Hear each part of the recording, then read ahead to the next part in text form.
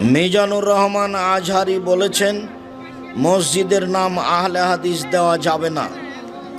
অনেক জায়গায় দেখেন মসজিদ বানায় আহলে হাদিস জামে মসজিদ। কেন আহলে হাদিস জামে মসজিদ হবে কেন? আবার অনেক জায়গায় হানাফি জামে মসজিদ। কেন?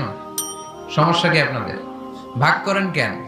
আল্লাহ রাসূল আসছে মিলাইতে, আমরা খালি কোপায়া কোপায়া ভাগ করে দেই। না, ভাগ করবেন না, সবাইরে সব মসজিদে ঢুকতে দিবেন।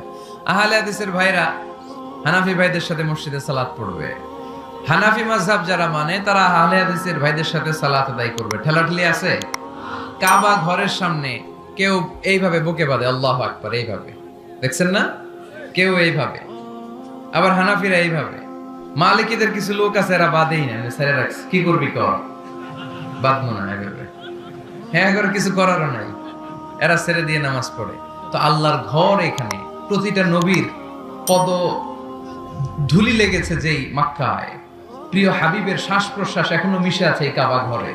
আল্লাহর ঘর কাবা বাইতুল্লাহ, ওখানে দাঁড়িয়ে কেউ এখানে কেউ এখানে কেউ এখানে, কেউ বাদেই না, কেউ আমিন জোরে কেউ আস্তে। কোনো ঠেলাঠেলি আছে? তো বাংলাদেশের ঠেলাঠেলি ডানলো কে?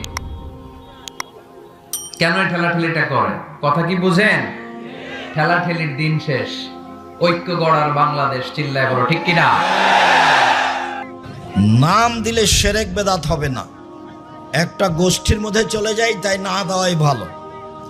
নাম দেওয়া যাই, বুখারীতে আছে, হালিকল মসজিদ বানি ফোলানিন, অমুক বংশের মসজিদ বলা যাবে কি? বুখারী মুসলিমের হাদিস।